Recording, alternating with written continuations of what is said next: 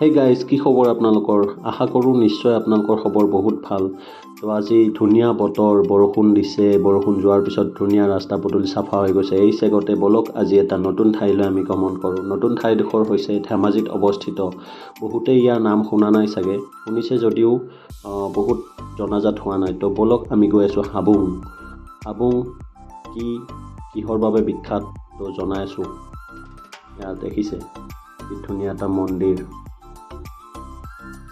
1990 চনৰ 17 জুন তাৰিখে স্থানীয় ফুৰালুং সংঘ আৰু সেই সময়ৰ ধেমাজি জিলাৰ অতিৰিক্ত উপায়ুক্ত নগেন হাজৰিকাৰ সহযোগত আহোম ধৰ্মৰ নিয়ম অনুসৰি আহোমসকলৰ পূজা কৰা গৃহ হলুং হফি মন্দিৰৰ নিৰ্মাণৰ কাৰণে আধাৰশিলা স্থাপন কৰে।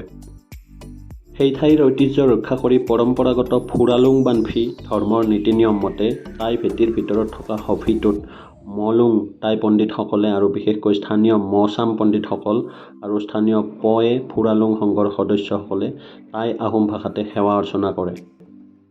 এই মন্দিৰত সেৱা আগবঢ়োৱাৰ সময়ত বিশেষ দুটামান প্ৰাচীন টাই নিয়ম পালন কৰিব লাগে।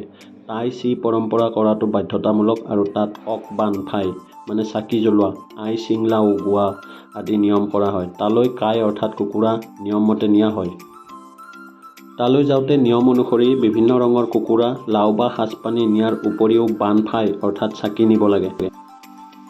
তৎক্ষণাত যদি হাবুঙলৈ যাব নোৱাৰে কোনো ব্যক্তিয়ে, তেতিয়া মৌ বাই তাম বাই নামৰ পৰম্পৰাৰে টোপোলা এটা বান্ধি কুকুৰা আগবঢ়াই ৰখাৰ নিয়ম আছে। এই অঞ্চলৰ ঐতিহ্য ৰক্ষাৰ্থে অসম চৰকাৰে পুনঃ নিৰ্মাণৰ বাবে যথেষ্ট ৰাজপুঁজি প্ৰদান কৰে।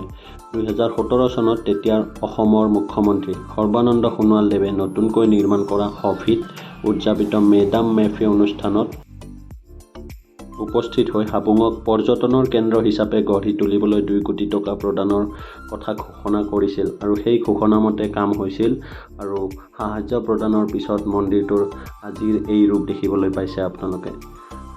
মন্দিৰটোৰ চাৰিও চৌহদে ধুনীয়া এটা পৰিৱেশ, প্ৰাকৃতিকময় পৰিৱেশ। তাত ধুনীয়াকৈ আপোনালোকে বনভোজ খাব পাৰে। বনভোজৰ বাবে গোটেইখিনি যা যোগাৰ ব্যৱস্থা কৰি থোৱা আছে। পানীৰে পৰা বাচন বৰ্তন, চকী মেজ টেবুলৰ পৰা গোটেইখিনি ব্যৱস্থা কৰি থোৱা আছে।